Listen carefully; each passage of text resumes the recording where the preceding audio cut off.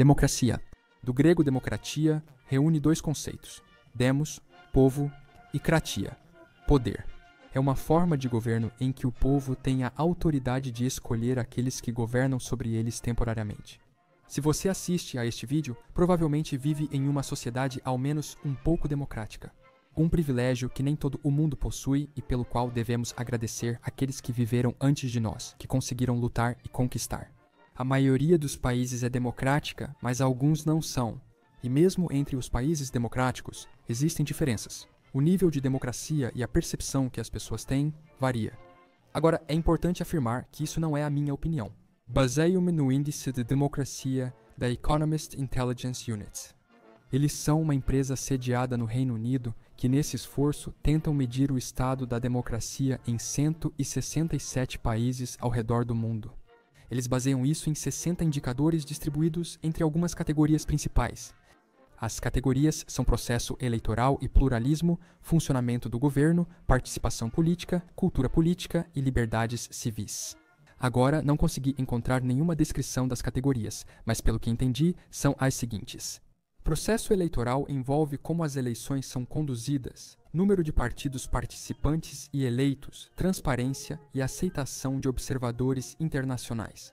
Funcionamento do governo, eu suponho, tem a ver com o tipo de medidas que os governos tomam e também se a governança deles é transparente. Participação política provavelmente tem a ver com quantas pessoas votam e participam de ações políticas.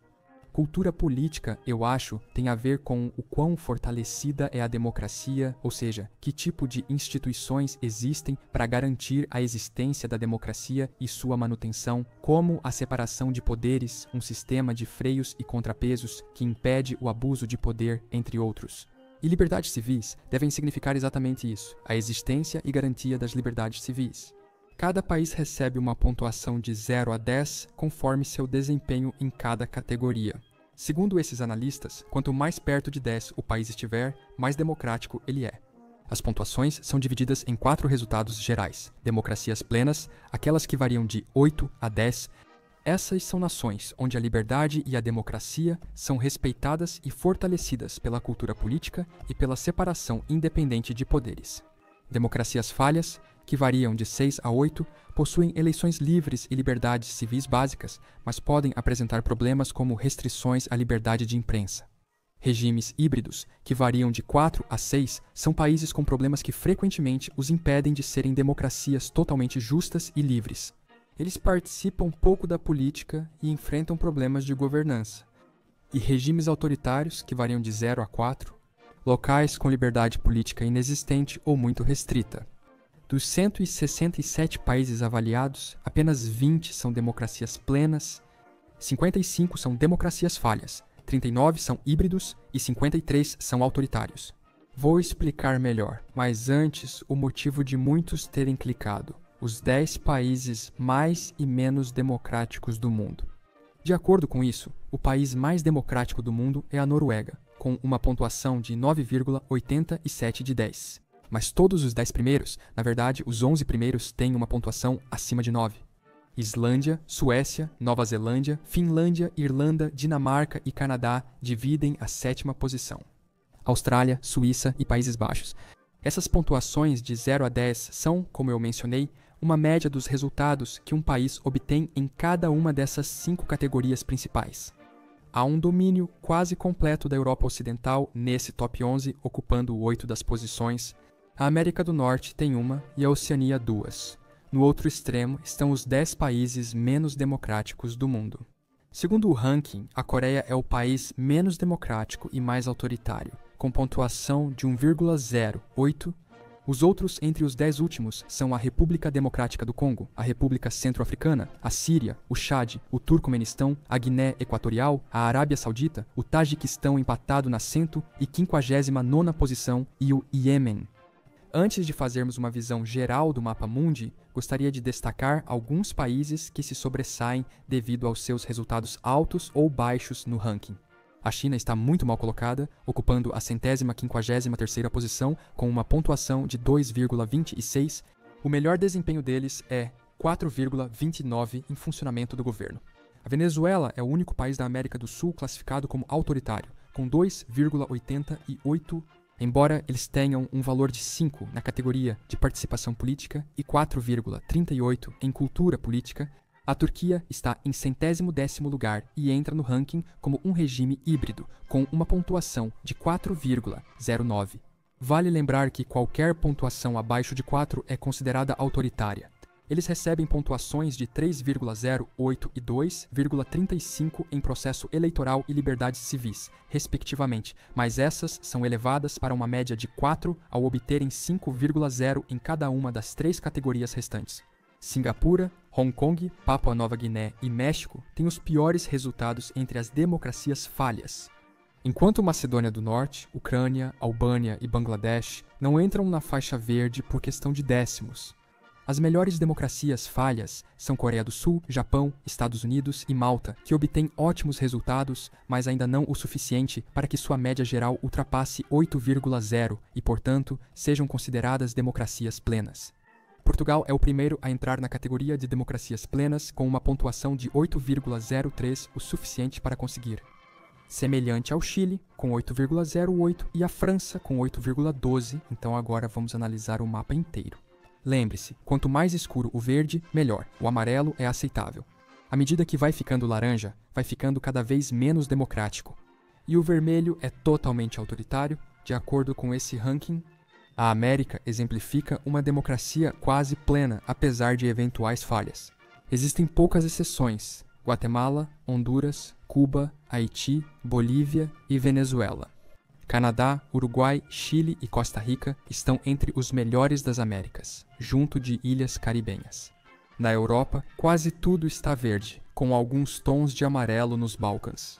Na Bósnia, Kosovo, Macedônia do Norte, Albânia, além de Ucrânia e Moldávia no leste. Belarus é totalmente autoritária, enquanto a Rússia aparece com um tom de laranja escuro, quase vermelho. Os países nórdicos, Suíça, Irlanda e Países Baixos lideram, seguidos por Portugal, Espanha, França, Alemanha, Áustria e Reino Unido. Na África ocorre o oposto. O verde é raro e geralmente claro. Cabo Verde se sai bem, assim como África do Sul, Botsuana, Namíbia, Gana e Tunísia. Mas todo o restante vai do amarelo ao vermelho escuro. No entanto, devemos lembrar que o amarelo claro não é necessariamente ruim. Isso só significa que, de acordo com as pessoas que fizeram esse ranking, existem alguns aspectos em que as democracias desses países não estão exatamente funcionando plenamente ou de forma ideal. Em toda a Ásia, vemos um mosaico de cores. Há muitos países autoritários, especialmente no Oriente Médio e na Ásia Central, com atenção especial para os regimes híbridos na região do Cáucaso, mas muitos também estão na faixa verde.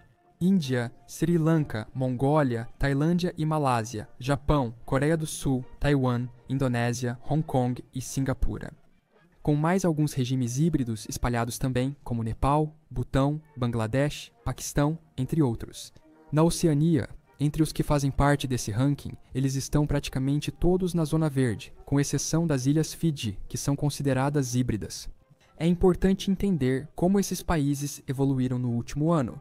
Esses dados de 2020 são referentes a 2019 e de 2018 para 2019 ocorreram algumas mudanças. O maior crescimento e melhoria foi da Tailândia, que subiu 38 posições no ranking.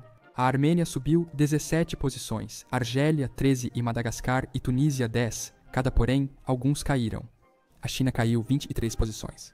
A Bolívia caiu 21, a Guiana 17, o Benin 16 e até mesmo a Índia, a maior democracia do mundo, caiu 10 posições de acordo com esse ranking, o que não significa necessariamente que a democracia deles piorou. Pode só indicar que outros 10 países os superaram em qualidade democrática. Obviamente, temos que lembrar que esses 5 critérios são um tanto subjetivos. Embora haja 60 indicadores, a análise deles pode não ser sempre precisa. Mantenha sempre o pensamento crítico ao analisar esses rankings e não os considere totalmente certos, principalmente ao comparar um país com outros pela visão de observadores externos e não pela experiência de seus habitantes. Embora eu ache que isso nos dá uma visão geral de como cada país se sai em termos de quão democráticos são seus regimes, quando se trata das pontuações individuais de cada categoria, pouquíssimos países conseguem resultados perfeitos em qualquer uma delas. Apenas 6 conseguem um 10 perfeito na pontuação do processo eleitoral. Noruega, Islândia, Nova Zelândia, Austrália, Luxemburgo, Uruguai, Dinamarca, Finlândia e Irlanda. Ninguém obtém pontuação perfeita em funcionamento do governo, e só a Noruega recebe 10 em participação política, sem mais ninguém chegando a 9. Noruega, Islândia, Suécia e Irlanda têm nota 10 em cultura política, enquanto Irlanda, Austrália e Nova Zelândia alcançam 10,0 em liberdades civis. Também podemos ver esses resultados por região, fazendo a média das pontuações de todos os países. Embora, nesse caso, regiões com menos países possam ter um benefício estatístico, e na minha opinião, a forma como eles organizam certas regiões não faz muito sentido. Neste ranking, a América do Norte abrange só Estados Unidos da América e Canadá. Os demais países do continente são agrupados como América Latina e Caribe. Na minha visão, isso não faz muito sentido. Assim, a América do Norte é considerada a região mais democrática do mundo, com nota 8,59. Em seguida, Europa Ocidental tem 8,35 e América Latina e Caribe 6,13. A Ásia e a Australásia, incluindo a Oceania, são agrupadas e ocupam o quarto lugar, com 5,67.